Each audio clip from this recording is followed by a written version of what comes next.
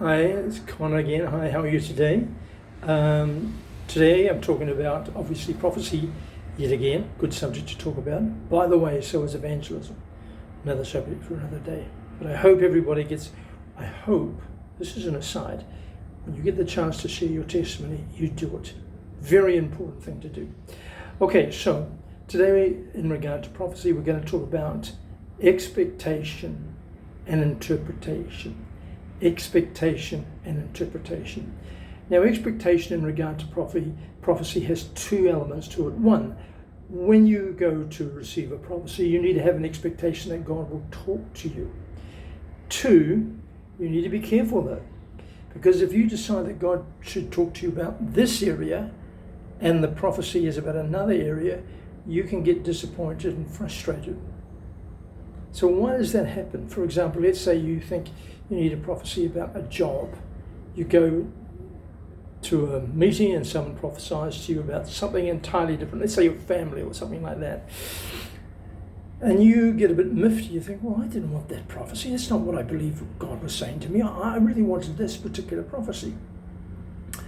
So this is where we've got to be careful about trying to impose our will on God's will.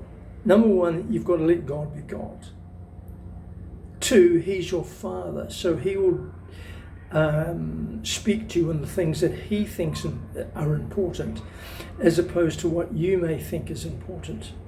And that may be a situation where we have a conflict of interest. Your interest is in one thing and God's in the other.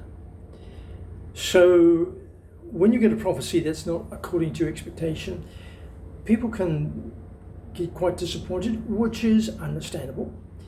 But then people get frustrated and then they say, oh, the prophecy is incorrect, and they come up with all sorts of things. But can I ask you a question? Have you considered that the prophecy might be more correct than what you expect? And the Lord wants to talk to you about something that is more important than what you might imagine. Can you consider the possibility that your expectation is off key? And not because of a bad it's just off key. And the Lord wants to speak to you about something that He thinks is more important at this stage. And if you want to get to in God, if you want to get to that statute, if you want to get to that maturity, you're going to have to allow the Lord, through prophecy, speak to you about things that you may not particularly want to know about. You could say, well, has it happened to you? Yes, it has. And I appreciate it. At the time I didn't. I recall many years ago when I was working in an office and there was some discussion with a guy. He wasn't really my boss, but he was a good guy. And there was some discussion about, can't remember what it was exactly, but he made this comment to me I'll never forget. He said, Connor, if someone says something to you and another person says the same thing to you, don't you think you need to think about that? And I said, yeah, that's wise. I think that's a very good comment. Thank you. But I've never forgotten that. And I think if the Spirit of God is saying something to you, and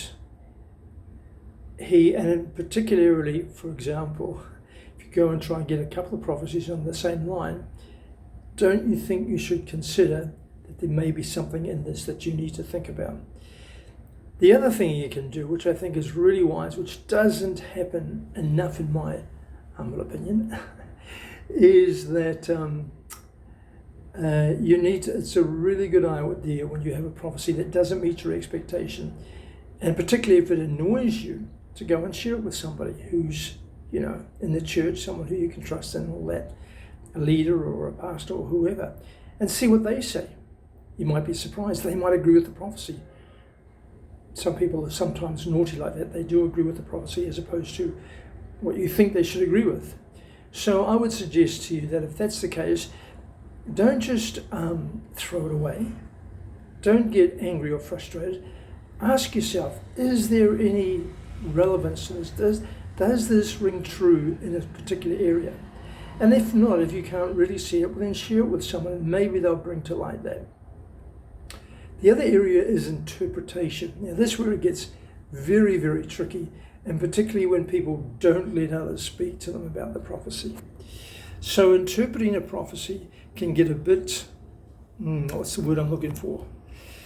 It can go a little bit wrong, particularly if you have your own views about what should be happening. And you can impose your ideas and interpretation onto a prophecy that actually is very incorrect. Let me give you an example. This probably happens more often than not. Let's say John is madly in love with a girl called Mercy. And he believes God's spoken to him, and she's going to be the wife for me, etc., etc. Mercy, on the other hand, is not even aware of all that's going on, has no idea what this guy's thinking, knows him, but it's not really that her cup of tea. By the way, while speaking on the subject, I remember I knew a guy in this situation, and his flatmate said to him, "Don't you think if God spoke to you, wouldn't it be reasonable of God also to speak to her as well?" And I think that's really good advice he gave, or a good question he had. Anyway, so let's say her name was Mercy. He gets a prophecy, and this word mercy keeps coming up. My mercy is with you always. My mercy will carry you through life. My mercy will support you, and so on and so forth. And this guy is, God's spoken to me about this girl. She's definitely got to be my wife. Hooray! And then he summons the courage to ask Mercy out, the person Mercy as opposed to the gift or the grace. And she says no. So what is he going to do? Well, he'll get frustrated or angry, or say God lied to him, or, all sorts of other things. But if he'd shared that prophecy with someone else who was a bit more in the know, they might have given him a little bit of clues that maybe that's not exactly what the prophecy is about. Maybe God is reminding you that we all need his mercy. Maybe he's reminding you that throughout all the ups and downs of life, the mercy of God upholds us. So that's one example. Let's say another example could be, let's say you're thinking of making some sort of important decision. And the prophecy comes, but it really doesn't speak to that decision. It doesn't speak to it clearly. It might be something like, I know the plans I have for you, they're for good. It might be, you've got to walk by faith and not by sight. And a prophecy that's, shall we say, a little bit vague, but could be interpreted a variety of ways. Now you take it at face value, you make a decision, it ends up being a disaster. And you say, well, the prophecy told me that's not what the prophecy said, I was supposed to do what I know. Did it?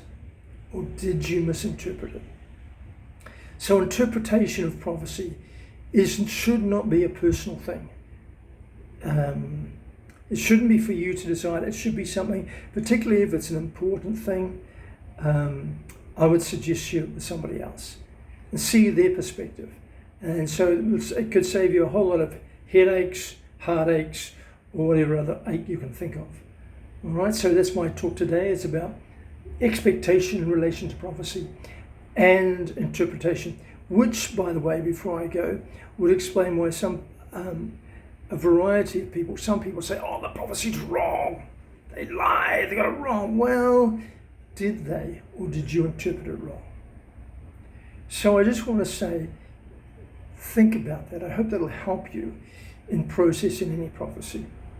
And just can I add one more little note? I know I promised to finish before, but I've got that preacher side of me. We kind of exaggerate a little bit sometimes. You know what? If someone gets a prophecy wrong, it's not that's not an invitation for you to abuse them or get angry at them. That's not the case. And that sort of reaction is really sad. You shouldn't do that. If someone gets wrong, like for example, I've had a variety of prophecies and I thought, I'm not sure what that is all about, or I disagree with it. I don't think I've ever gone to the person and said, "You liar! You're lucky we're not in the Old Testament because you'll be stoned." if I think the person started out of a good heart, majority and 99% of the time it is, I'll just say, okay, they did their best, didn't quite hit the mark. I don't quite agree with it.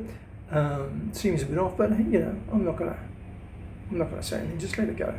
Bless them, if I can say that. All right, nice talking to you again. Love it when you join me. Look, to be honest, I don't know if you join me, but if you join me, it's nice to have you along, and I hope you enjoy these videos. And again, any questions, put them in the notes. If I can help you, I will. If I can't, I'll tell you. Listen, now I haven't got the answer to that, but I'll try and find out, or I'll refer you to someone who does.